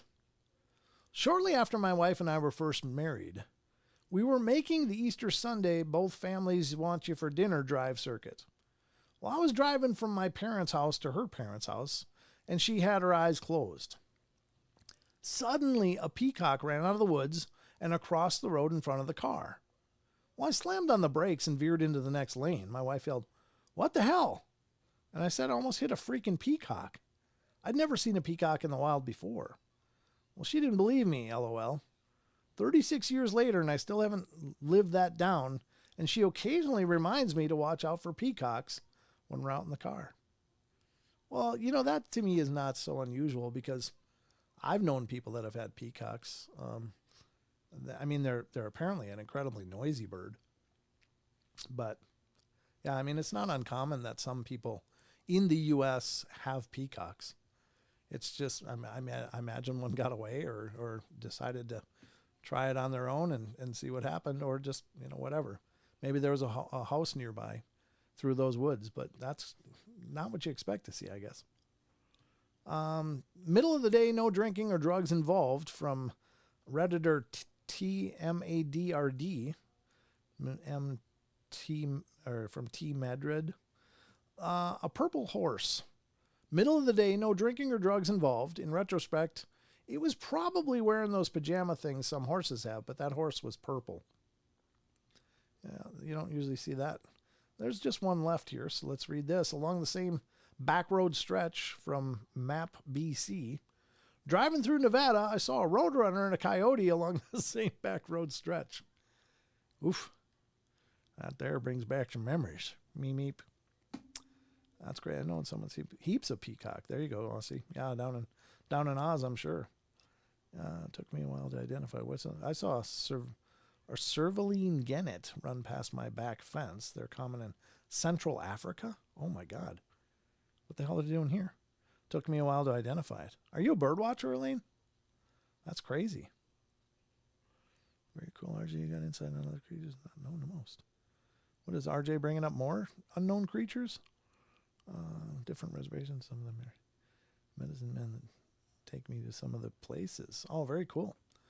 Yeah, I think that's amazing, RJ, that you have that ability to talk to so many people. The First Nations are incredibly knowledgeable. Obviously, they've been here longer than any of us. I mean, this is thousands and thousands of years of their history. So I think it would be fascinating. I talked to Naysay, of course, and he sometimes tells me some stories, but I think to talk to a medicine man would be incredibly interesting. I really hope to someday have that honor. That would be awesome, just to talk to them and see about their experiences, see about what they've seen, see what they think of things. This stuff is all over the map, and it would be neat to hear those First Nation wisdoms on a lot of this. I think someone should write a book. Someone should write a book. Voice of the Ages, and the supernatural discussions with a medicine man. Oof, that'd be wonderful. Well, there you have it. That was a good article. I hope you guys enjoyed it. Just a lot of quick takes of people's weird experiences. Not all of them paranormal, obviously, but not everything has to be paranormal to be, incredible, and frightening for that matter. But I think we're going to get to the cryptids now, because I got a ton of those to get through, and we keep chipping away every show. The last couple of shows have been kind of cutting the cryptid corner short, so I guess we'll give it a little more time tonight. Let me scroll down so I'm not missing more chat. You guys are chatting up a storm. This is awesome. Love it when you guys are out there talking away. There's 50 of you guys here. I wonder if I can do some shout outs of our YouTube. See who's here from YouTube. So if you want to shout out, talk in the chat, and I will say hello to you. If you don't want to shout out, sit quietly and continue to watch. All right, let me get the participants list.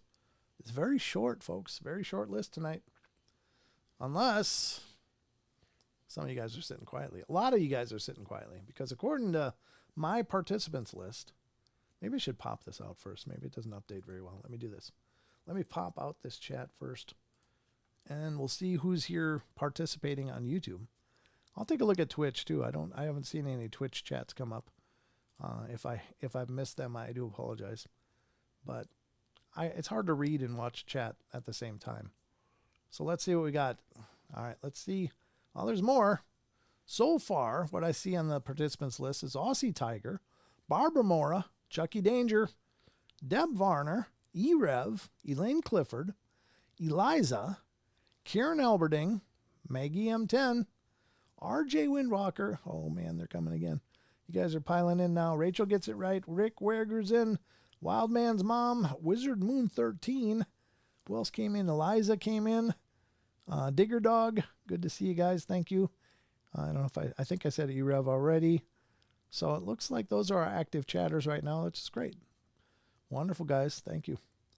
And for all of you sitting quietly, just paying attention, or just listening as you're doing other things. Thanks for tuning in either way. It's an absolute pleasure to have you here. Did someone else come in? I see Wizard. Did I say Wizard Moon? Wizard Moon's been here for a while. All right, I think that's it. Right? Yeah, I think I got everybody. Why do I always wave when he calls my name? Do you wave at the camera? Yeah, because I can see it. Not really. I really can't see it, but, all the same. Hi, lurkers and listeners. That's really good. Oh, I like that, Maggie. I never have. Did you get that from somewhere, or did you just make that up? I like it. I like it, lurkers and listeners. It's okay to lurk, folks. There's nothing wrong with that. You don't have to chat. But if you want to, you can. And, of course, the newer listener that's been listening for a couple months, that was awesome to meet her. I'm terrible with names, so I'll have to look back at the chat to remember names. That literally is my personal dyslexia. Like my mind just dumps names. It's just like, and I'm thinking, I know that name, and then I don't. So Karen says, we have raccoons that visit us. There's 5. There's possums too, and of course rats. We have a creek behind us, so all sorts of creatures. The bears stay down at the creek. I think the cougars do too. Yeah, I hope so. Do you have pets, Karen? Because if you got pets, you might have cougars around. Be very, very careful. Bears, of course, too. Yeah, such an awesome place for real. Yeah. Lurking quietly, that's okay, Eliza. You're absolutely entitled to that. I'm just glad you're here. And it's nice to be able to say hello to you. Of course, Eliza's been with us for a long time. She's a long time portal person. Some people like chatting so much that you can't get them to shut up. Oh, I see. That's what the chat is for. Oh my God. Did more people come into the chat here? Did I miss any? No, I think I got everybody. So good. All right, let's put that back where it was. All right, let's get to some cryptids, because we love the cryptids. I'm really thinking about that whole shape-shifting idea that some of these things may appear like Sasquatch because that's people are expecting. Some may appear like Dogman. Some may appear like some of the proto-pygmies. Some may appear like the ghouls, rakes kind of things, just because that's what people may be expecting or thinking about or somewhere in their head. Like maybe it's telepathic and they just project whatever you're thinking. I don't know. It's an interesting idea, because honestly, I don't pretend to know what the hell's going on with things like the phasing Sasquatch and so many other anomalies to, what would otherwise seem like a very physical biological specimen that suddenly, phases out, just kind of disappears. But what if it isn't actually a Sasquatch? What if it's something else just looking like a Sasquatch? And that's a curiosity. And I'm certainly not taking anything away from people that believe that Sasquatch are definitely able to do these supernatural feats. Maybe they are. I just don't. Again, it's always been a roadblock for me mentally, I guess, because you try to understand and you try to conceptualize it. And part of that is what it is for me. Like, I can get behind any idea if I can just understand it. But I can't understand that. That to me just seems so, I don't know, so foreign, obviously, because we don't phase. We don't, that we know of. I think we possibly do, but I don't think we do so willingly. The other idea that I had about things like that is that, we just don't know. You're right. But the other idea I had of that is that I do believe there are natural portals and phenomena that happen in our world. I don't think that we're largely able to perceive them, and while they're happening all around us, we experience anomalous things like that sometimes even in our own home with things like apports, things just appearing. Well, how do they appear? Something physical coming out of nothingness is miraculous. I mean, quite honestly. But I've experienced it myself with finding a beautiful agate on the chair that I just got up from that I'd never seen before. And I would go out looking for agates, but this is a white agate, and all like 90% of the agates that I ever found were all red, like with that red color. But this one was all white, and it was just like, wow, with all the stripes. And I don't know, I just always figured it was an apport from my grandfather, because I wondered if he was happy with that at that time. Sheldon and I were living in their house, and I hoped he was. And I think that was, to me, that was his way of showing me that. But I can't explain how that happened. But my point is that I think these things happen naturally. And maybe it's a function of our, multiverse, that, maybe things kind of expand and contract like little irises all over the place. And they like these doorways open up and then may close and then may open. And they may be very regular, like a heartbeat kind of thing. And perhaps some of these other beings like Sasquatch and stuff, they may be able to perceive those, and they may know of those. And what if they use those things much like we use a subway? Just wait for the car, get on, boom, go. And they're able to, therefore transverse realities or dimensions or whatever, or frequencies or whatever it is. So I don't know. It's just the wild musings of my mind, trying to make sense of this stuff that I don't know what to do with. But there's a truckload of that in my head, believe it or not. So I don't think I've had anything show up. Well, that would be cool. Yeah, I don't know. I mean, it was just a one-off for me. I don't remember any others, but it was very curious. Transient vortex or portals, exactly. Like there's maybe it's very regular, and maybe somehow they're able to see that. But who knows? It's just a wild idea in my mind. But at least that would help me understand, how does an 8 or 9 foot, 10 foot, 1,000-pound plus creature just melt into nothingness? How'd that happen? Well, they may know something more than we do. Or at least know something we don't. But anyway, let's get to the cryptids and find out what's going on there. We got one first up from one of my favorite sites. And it's, of course, the site of my friend and mentor, Mr. Wes Germer. He is, of course, Sasquatch Chronicles. This is SasquatchChronicles.com. It's a great, SasquatchChronicles.com is an amazing site for so much more than just the Sasquatch Chronicles podcast. You just got to check it out. Wes works hard keeping that updated and with pretty fascinating and interesting things. And not all of it is Sasquatch related, so check it out. But this is from June 31st. And this one is a black furry figure ripping leaves off of the bamboo. A listener writes, my mom's a big fan of the podcast and suggested I share an encounter I had in Alabama back in 2012. Well, at the time we were living in Gadsden, Alabama, right by the, Nokalula Falls, I guess. Every day when I would get home from school, I'd go to the backyard to let our dog out. A run we had made I would let her, I'm sorry, I'm reading this like garbage. I would go out to the backyard, let our dog out of a run we had made, and bring him into the house. One day, while I was going up the side yard, the dog was agitated for some reason and was barking more than he normally would. I wasn't paying too much attention and was just looking down the path I was walking on until I heard a noise of some kind in the bamboo by the house. For whatever reason, our house had a bunch of bamboo growing around it. It was the only one in the neighborhood that had anything like that around. And I looked up to see a black, furry figure of some kind squatting down, ripping leaves off the bamboo.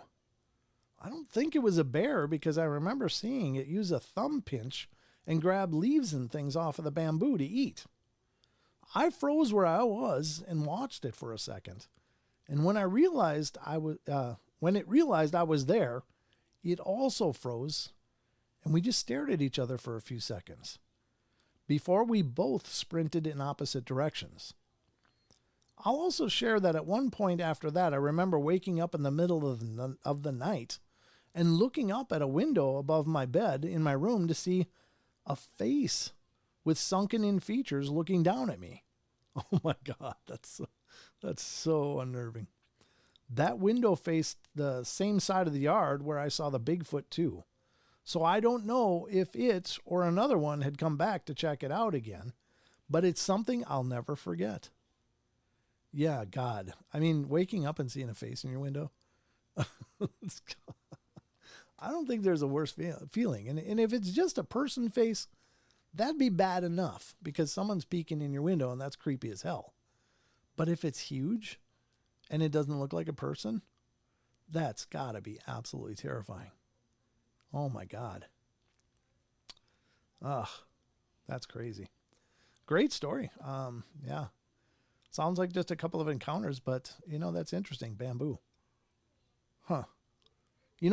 Back where I lived in Minnesota, where Portal Mom still lives, when I was up on that hill behind the house, where near about a mile away from where I was growled at, but I was down about a mile away. It's kind of near where that structure I found was, and it's a very unusual structure because it was more of a dugout.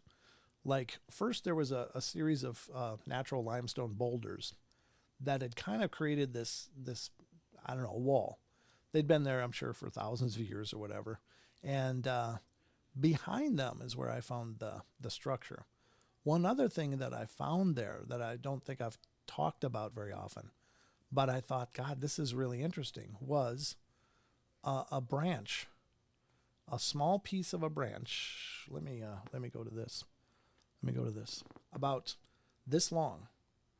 And it was about this round, about a quarter, maybe a 50-cent piece round, but it was snapped off on both sides, but it was like fresh. However, it was stripped of all the bark.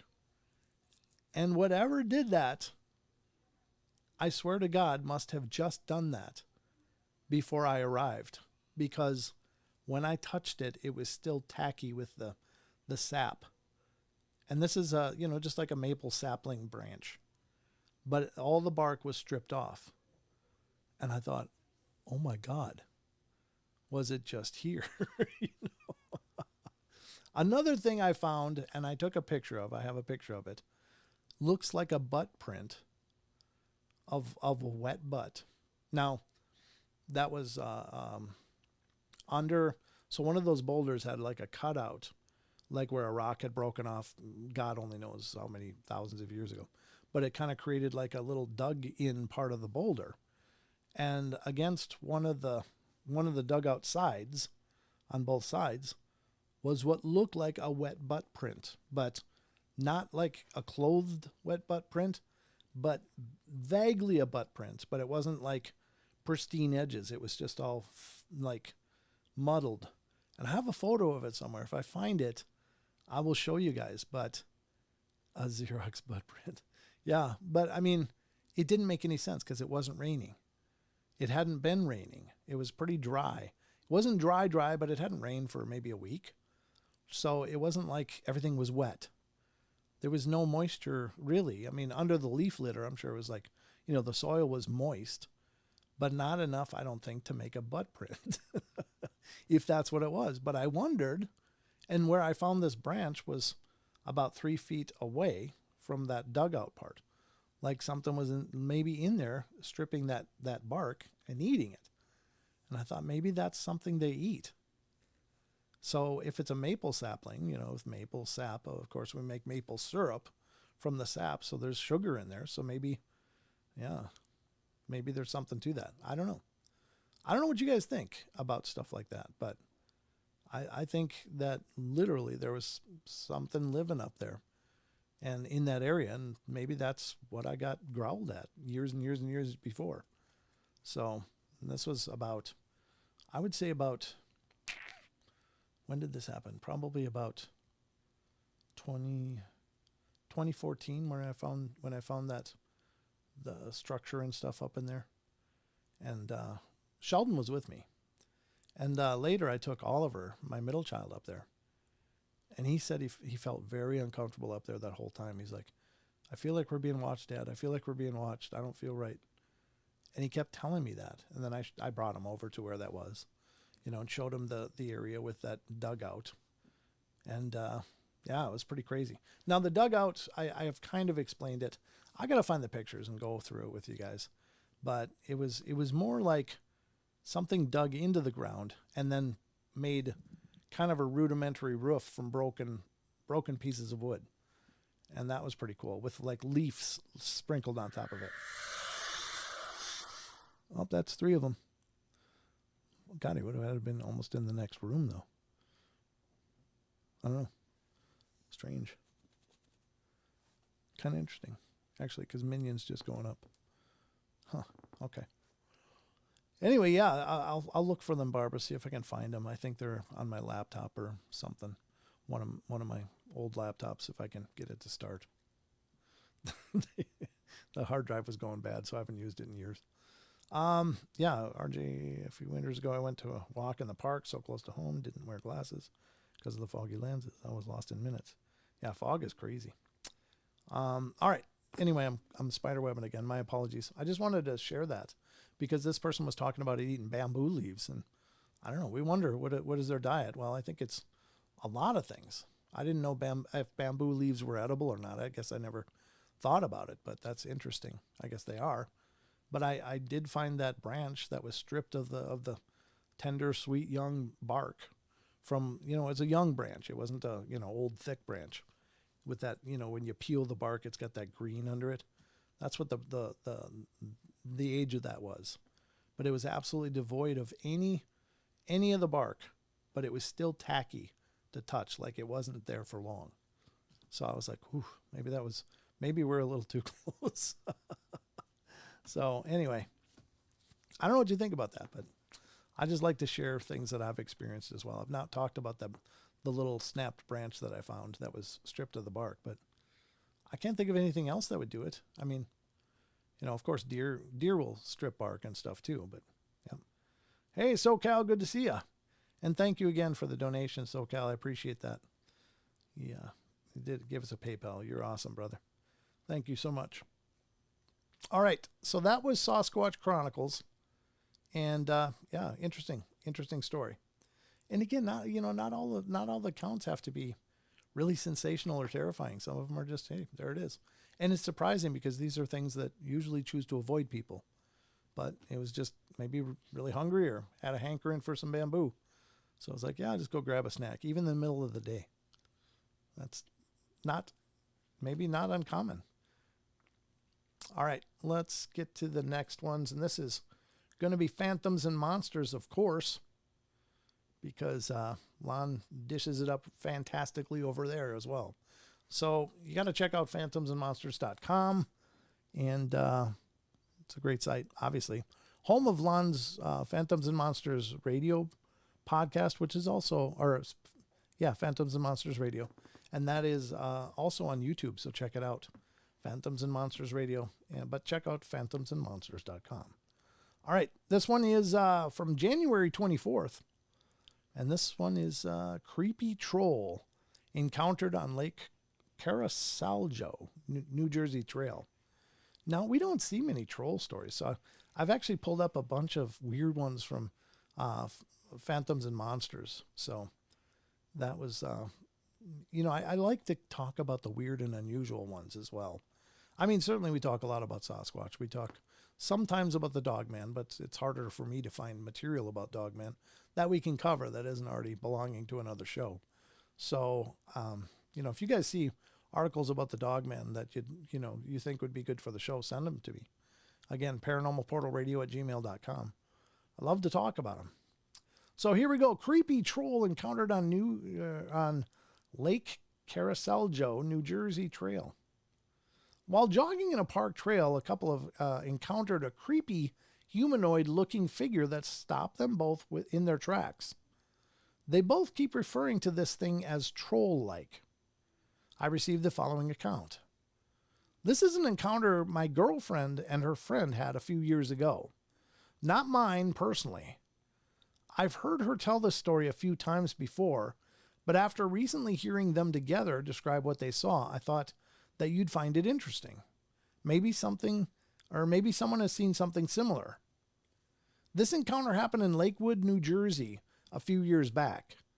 It was midday sometime in September. My girlfriend and her friend used to jog together regularly at local parks.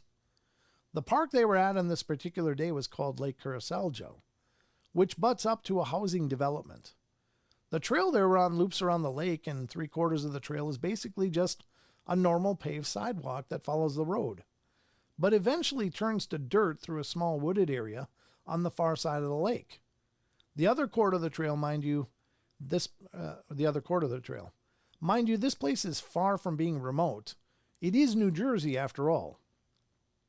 While jogging through the wooded part of the trail, they come upon a creepy, humanoid-looking figure on the edge of the trail that stopped them both in their tracks. They both keep referring to this thing as troll-like. It was short, maybe 4 feet tall at most. It was dressed in a long, black, hooded cloak, hunched over, sitting on a wooden chest. Yes, a wooden chest. Exactly the kind of thing you'd imagine a troll to be sitting on. They said they could not see any face at all because its head was directed at the ground and the hood was too long. But what they did notice was the cloak was short enough to see part of its legs and was wearing what looked like regular flesh-colored stockings and had a very small clubbed feet. I don't know what that means, clubbed feet. Its legs had large protruding boils or tumor-like bumps on the exposed area, and it was wearing blue gloves too. Wow, very cultured. Terrified, they eventually made their way past this thing, coming only a few feet from it, hoping it wouldn't jump out at them. Wow, that's brave. They got the hell out of there faster than they've ever run before. It didn't say anything or try to cause them any harm. It just sat there hunched over. They thought at first that maybe it was just a mannequin or something someone put there as a joke, but they noticed hand movement right before they passed it. Needless to say, they've never gone back to this lake ever again. Every time my girlfriend talks about this encounter, I can hear the fear in her trembling voice, and was obviously traumatized by the encounter. Even though I geek out about these types of stories all the time, she's absolutely zero interest in any of these types of things. She'll roll her eyes or shake her head and tell me I'm crazy when I tell her about a cool story of Bigfoot or aliens or whatever that I read about, trying to pique some interest in her on these types of subjects. However, she continues to want nothing of it. I'm a very open-minded person when it comes to this stuff. I can't say I believe in anything because I've never had any convincing encounter outside from hearing a few strange sounds in the woods I couldn't explain. I always ask myself, is it possible creatures, aliens, Bigfoot exist? The answer is usually yes. But then again, someone just playing a prank to mess with people is extremely more logical sometimes, especially in a place like New Jersey. Yeah, I don't know. That is creepy. It sounds kind of odd to be, I don't know. What do you make of that, folks? Do you think there's troll-like beings that might live surprisingly close to us and yet still avoid mostly getting our notice? But why would it do that? Why, if it was really a strange creature with a chest, maybe it was taking a break, honestly. Who knows what is in that chest or how heavy it was? And I don't know what troll-like is. In the picture, they show what looks more like a dwarf-like thing or something like that, but, or, maybe even gnome-like, but, troll-like to me sounds, I guess I always picture it as, something more monstrous. The big hooked nose, the really sunken in eyes, the big brow. I don't know, more green skin or something. I don't know. I don't know what trolls necessarily look like, but that's an interesting take. Could it be troll? Maybe. Could it be some goblin or something? Maybe. Could it be just a proto-pygmy? Sure. Could be. 4 feet's getting on the tall side for the proto-pygmies, but maybe. I guess anything's possible. Maybe not, though. Robin would probably know more than me, obviously, but Robin Moonshadow, she's been on the show talking about the proto-pygmies. But I think it's probably something akin to that, if it is indeed a real story. And again, you be the judge. I'm not telling you to believe or disbelieve anything. But I like these kind of stories because what if? Again, you got two options. Either it's real or it's fake. And if it's real, oh my God, there's some crazy stuff going on. All right, let's go to the next one. Again, from Phantoms and Monsters. This one's even, in some ways, more bizarre. This is from January 23rd, and this is metal-clad ape-like entity fires dart at witness near Madison, Wisconsin. Right in the heartland, folks. About an hour and a half from where I used to live. Maybe longer. Maybe Madison's further away. I'm trying to remember. Oh, maybe it's like 6 hours from where I lived. Anyway, let's see what this one has to say. A group of friends are hanging out at an old industrial location near Madison, Wisconsin. One of the boys sees an ape-like being dressed in a metal suit who then shoots and hits the boy with a dart. Oh, geez. That would be terrifying. What's in that dart? Generally, darts are not, utilized for being an offensive weapon to, hurt. Well, I mean, not maybe it's just to cause pain, but generally darts are used historically as a method of injecting somebody with something. And that would be horrible to get hit with a dart and you have no idea what's in there. So anyway, let's see what happens. This isn't my story, but one a friend told me not long ago that I found fascinating, mostly because of the genuine emotion in his telling of it. The fear in his voice and on his face was visceral and contagious as he told the story, even though it happened years ago when he was a kid. Anyway, about 15 years back, a friend of mine and his group of friends were out having their run of a little Rust Belt town, derp, not far from Madison, Wisconsin, doing all the things kids do before they discover all the other things that take you out of that childhood sense of adventure. In particular, they were out in this part of the town we call the Flats. Originally zoned industrial, but after the big plant closed, nature reclaimed the place for the most part, so it was fields and woods once you got past the big dilapidated factory that sits by the tracks. For obvious reasons, the parents around here tell their kids to keep out of the area because it could be dangerous.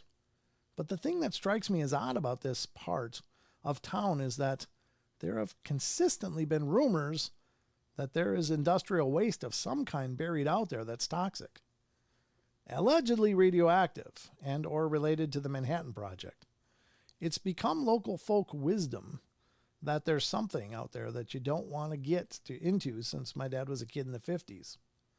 My friend and his posse were playing manhunt, which I'm told is basically hide and seek, so he was going through the woods looking for his friends who were hiding pretty successfully from him. He reaches a break in the trees and steps out into a small meadow, and that's when he sees it. Across the field, about 20 yards away, something was squatting in the tree line clad in all silver and bulbous helmet, looking almost like some astronaut from a D-grade sci-fi flick. It saw him in the same instant he saw it, and it leaped up in surprise. But there was something off and almost simian about the stance it took when it leaped up, almost like a chimp in a spacesuit, but taller and closer to human.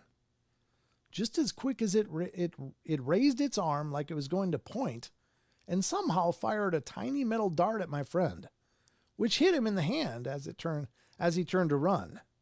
He ripped the thing out of his hand while running and screaming for his friends. As he told me this with a shaky voice, he showed me the small scar on his hand. I'm a skeptical person, and it's a cheesy story, but this is a guy who is not capable of faking the trembly voice and the faraway look of someone who is remembering something that terrified them. Well, I insisted we go and look around that place after hearing this, but we found nothing strange except a weird-looking warehouse-type building closer to the freeway than the woods, and that was relatively new and empty wilderness. To this day, I have no clue what he saw, but I believe he saw something. If any knows of any similar encounters, I'm more than interested. I've not heard of any metal-clad primate people. I don't know if that's an artist rendition or if that's some AI thing, but that's maybe kind of what it looked like. Yikes. Extraterrestrial, maybe? Anybody know of some ape-like metal-clad extraterrestrials? Could be out there. I don't know, folks. Anything's possible, as you know. That's kind of the motto here on the Paranormal Portal. An assassin chimp. You never know. It's not very good at its job if that's the case. Maybe it was just keeping people away from something, like maybe a craft was down around there. I don't know. I mean, if it's some kind of ape person in a metal suit, then it's probably not from here. I'm just going to go out on a limb. But again, you be the judge. So it had low-tech weapons, no lasers. Well, I guess not. Well, I don't know how low-tech it is to, have a little dart thing firing from your wrist or hand, something. But I guess it's some kind of tech. I don't know, folks. I love these kind of stories, but what do you do with them? I don't know. They're kind of one-offs, more one-offs. They don't happen before. Nobody's ever heard of it before, and probably nobody will ever hear of it again. But let's go to the next one. This one's a Grim Reaper. Never hear stories like this, so I'm kind of interested to see what this one's got to say. This is from January 23rd. All right, let's see. Oh my God. Maybe I'll save this one because there's literally 10 minutes left. I don't know if we got enough time. I don't think I can read this in 10 minutes, folks. I think we'll have to save it because it's actually 10 till. Wow. How did we get here? Time. Time is an anomaly I don't understand, folks. It drags when you're bored, and when you're having a great time, man, it flies. Time flies when you're having fun, and I hope you all have had fun here with me here on the portal. We got a few minutes, so let me catch up with the chat and see what you guys are talking about here. Let me see if you've been talking about anything. Nothing I can see. A chimp in a spacesuit. Yeah, that's weird. These are the wild stories, and it's what makes me really wonder what's going on, because, I mean, with Bigfoot, with ghosts, with, so many things, there's a regular precedence for these things. Like, ghost stories are as old as time. People have had ghost stories since ancient civilizations and ancient cultures. And, of course, the Bigfoots and other cryptids like that, they make sense. They've been around for a long time. There's legends of them. E-Rev, you leaving? Thank you, brother. Or maybe you left already. Sorry. But these strange ones like this are I mean, they're incredibly unusual, and they're really extra bizarre because there's no precedent for them. And so, again, as I've shared with you guys before, that a lot of times I gauge stories that I'm reading, or if I'm talking to a witness based on my knowledge of, so many other encounters and claims. And generally speaking, I've talked to very few people so far that I think are, completely full of it. And, in some cases, I don't use their stories because it's just like, man, I just can't go there. I can't do it again because, I think I have an obligation to. If I don't believe a story, why would I send it out to you guys and say, hey, here's the latest episode, enjoy. I mean, I don't know. I think I owe you guys at least to make sure that we're providing you stories and of encounters that very well may have happened. Now, again, I can never know for sure because the only stories that I'm sure actually happened are my own. I just can't know if everyone's being honest with me or not being honest, but I do gauge it just in knowing people and in knowing the phenomenon stuff and such.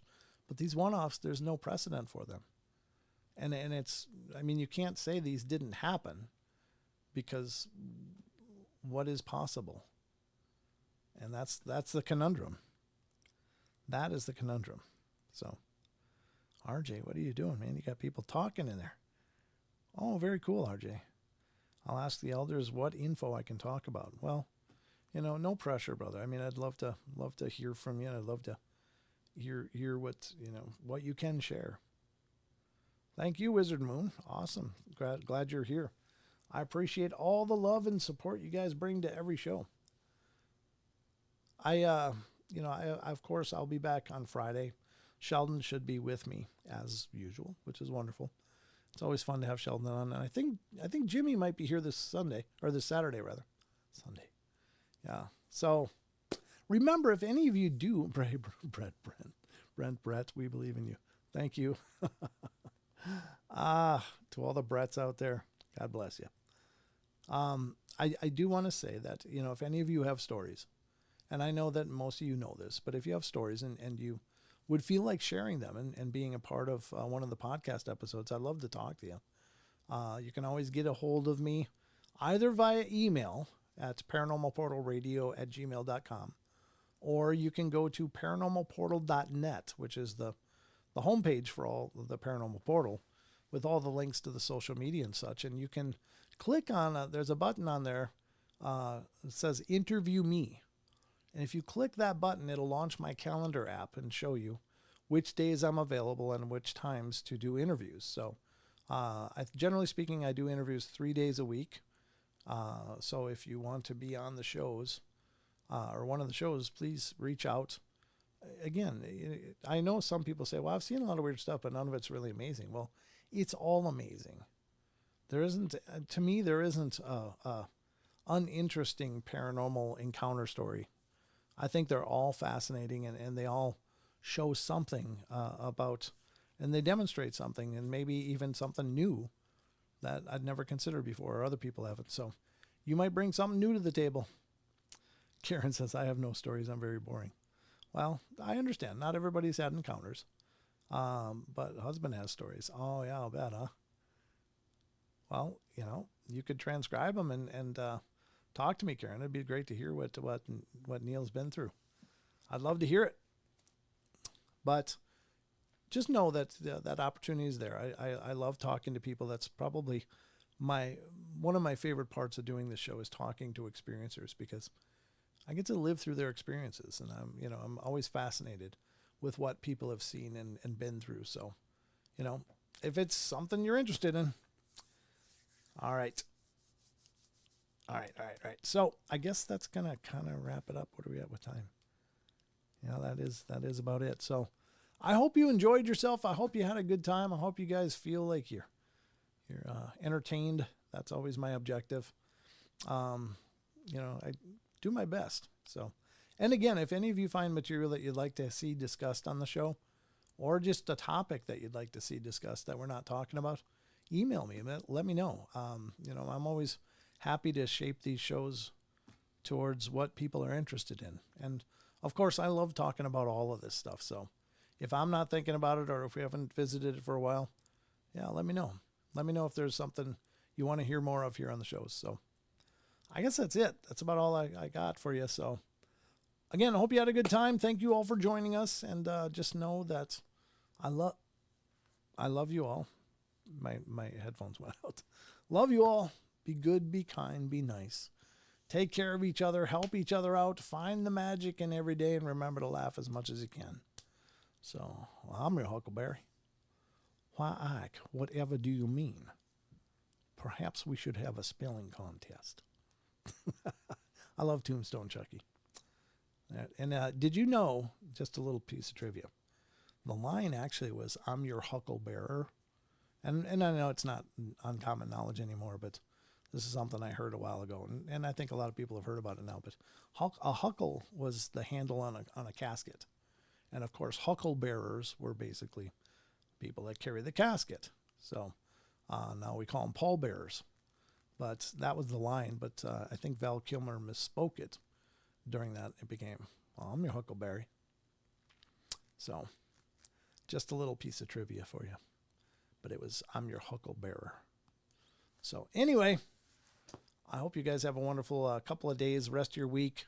You're moving towards the weekend, and by God, I'll meet you at the finish line on Friday if you're here. Sheldon and I will tear it up again. So until then, let me know what you thought about this day in history, too, if you found that interesting at all.